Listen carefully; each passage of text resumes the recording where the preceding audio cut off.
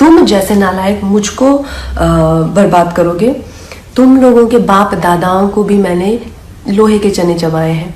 आज मैं अगर तुम लोगों जैसे लोगों की चलती ना मूवी माफिया, और तुम जैसे सड़े हुए सूडो जर्नलिस्ट की चलती, तो आज मैं इंडिया की टॉप एक्ट्रेस और हाईएस्ट पेड एक्ट्रेस नहीं होती।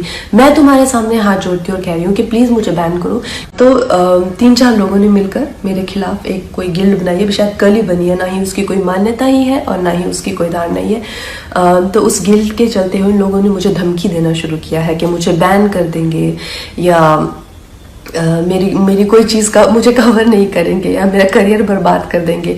अरे नालायकों, देशद्रोहियों, बिकाऊ लोगों, तुम लोगों को खरीदने के लाखों भी नहीं चाहिए। तुम लोग तो इतने सस्ते हो, 50-60 रुपए में बिछ जाते हो। आज मैं अपनी जो हमारी इंडियन मीडिया है उसके बारे में आपसे कुछ कहना चाहती हूँ, लेकिन मैं ये ज़रूर कहूँगी कि ऐसा नहीं है कि हर जगह अच्छे लोगों के साथ में कुछ बुरे लोग भी होते हैं। और जो मीडिया है उसने जितना मुझे प्रोत्साहित किया है, जितना मुझे प्रेरित किया है, इतने अच्छे सलाहकार, इतने अच्छे दोस्त जो मुझे मीडिया में मिले हैं, मैं कहूँगी कहीं ना कहीं मेरी सफलता में उनका बहुत बड़ा हाथ है। उनकी मैं हमेशा आभारी रहूँगी। लेकिन जो दीमक की तरह जो एक सेक्शन मीडिया का है जो हमारे देश में दीमक की तरह लगा हुआ है, और उसको धीरे धीरे करके उसकी गरिमा को, उसके स्मिता को, देश की इंटेग्रिटी को, देश की एकता को आए दिन अटैक करता रहता है। आए दिन इनके जो भी है झूठी अफवाहें फैलाते रहते हैं। अपने गंदे भद्दे विचार, देशद्रोहिता के जो विचार हैं वो ओपनली सबके सामने रखते हैं, और इनके खिलाफ हमारे कॉन्स्टिट्यूशन में किसी भी तरह का कोई भी ना पेनल्टी है और ना ही कोई सजा है। तो इस चीज़ से मुझे बहुत ही ज़्यादा खींच लगी, और मैंने अपने आप में ही ये डिसाइड कर लिया कि ये जो दोगली मीडिया है, ये जो बिकाऊ मीडिया है, जो खुद को लिबरल कहती है, सेक्युलर कहती है, और कुछ नहीं है, 10वीं फेल भी नहीं है ये लोग सूडो लिबरल है, और ये लोग बिल्कुल भी सेक्युलर नहीं है। अगर ये सेक्युलर होते तो हमेशा धार्मिक चीज़ों को लेके देश की एकता पर हमेशा प्रहार नहीं करते। ऐसे ही एक चिंदी से जर्नलिस्ट को मैं 1-2 दिन पहले एक प्रेस कॉन्फ्रेंस में मिली, तो उसी की तरह बहुत सारे लोग हैं जो जितने भी हमारे जो सीरियस इश्यूज हैं, हमारे जो सीरियस कॉजेज हैं। वर्ल्ड एनवायरनमेंट में डे के दिन मैंने प्लास्टिक बैन को लेके एक कैंपेन किया था, जिसमें मैंने प्लास्टिक के खिलाफ ईशा योगा सेंटर के साथ में काफ़ी कुछ एक्टिविटीज़ की थी।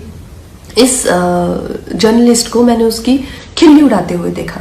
फिर मैंने काउ स्लॉटर के अगेंस्ट, एनिमल क्रूलिटी के अगेंस्ट एक कैंपेन किया, उसका भी ये मजाक उड़ा रहा था। एक शहीद पे मैंने फिल्म बनाई, उसके नाम की खिल्ली उड़ा रहा है। और प्लीज़ आप ये गौरतलब ये है कि इनके पास किसी भी तरह का कोई तर्क वितर्क, समीक्षा या विचार, जो कि एक पत्रकार का हक है, उस तरीके से नहीं गाली गलौज करके, गंदी बातें लिख के, प्रोफेशनल ट्रोल्स जो हैं खुद को मुफ्त का खाना खाने पहुंच जाते हैं ये हर जगह प्रेस कॉन्फ्रेंस पे। मैं जानना चाहती हूँ कि कोई तो क्राइटेरिया होना चाहिए कि अगर आप खुद को जर्नलिस्ट कह रहे हैं, क्या आपने किया हुआ? मुझे एक अपना लिखा हुआ कोई ना कोई एक पीस या एक ब्लॉग, जैसे मैं खुद को अगर कलाकार कहती हूँ तो कुछ तो होना चाहिए टू माई क्रेडिट। आप खुद को क्यों पत्रकार कह रहे हैं? किस लिए आप पत्रकार बने हुए हैं?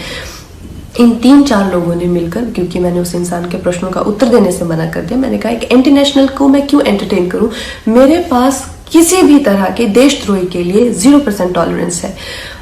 तो 3-4 लोगों ने मिलकर मेरे खिलाफ एक कोई गिल्ड बनाई है, शायद कल ही बनी है, ना ही उसकी कोई मान्यता ही है और ना ही उसकी कोई धारणा ही है। तो उस गिल्ड के चलते हुए लोगों ने मुझे धमकी देना शुरू किया है कि मुझे बैन कर देंगे, या मेरी कोई चीज़ का मुझे कवर नहीं करेंगे, या मेरा करियर बर्बाद कर देंगे। अरे नालायकों, देशद्रोहियों, बिकाऊ लोगों, तुम लोगों को खरीदने के लाखों भी नहीं चाहिए। तुम लोग तो इतने सस्ते हो, 50-60 रुपए में बिछ जाते हो। जो अपनी देश के साथ गद्दारी करे, अपनी ही थाली में जिसमें खाते हैं उसी में छेद करते हैं, क्योंकि मैं नहीं चाहती कि मेरी वजह से तुम लोगों के घर में चूल्हा जले। और इससे ज़्यादा बड़ा एहसान आप मुझ पे नहीं कर सकते कि आप मुझे बैन कीजिए। और जो भी मेरे भाई बहन इस देश के जो युवक युवतियाँ हैं जिन्होंने इन लोगों का बहिष्कार किया है, और जब मणिकर्णिका फिल्म भी आई थी और मूवी माफिया उसके अगेंस्ट पूरी गैंग अप हो गई थी, तो इन बच्चों ने इतने अच्छे तरह से हर दिन we stand with Manikarnika trend किया, उस फिल्म को बहुत सफल बनाया। फिल्म ने 150 करोड़ से ज़्यादा का बिजनेस किया, और इस चीज़ से मुझे इतना गर्व है अपने देशवासियों पर, आप लोगों के लिए। जो हो पाएगा उससे भी ज़्यादा करके दिखाएंगे। बहुत बहुत धन्यवाद।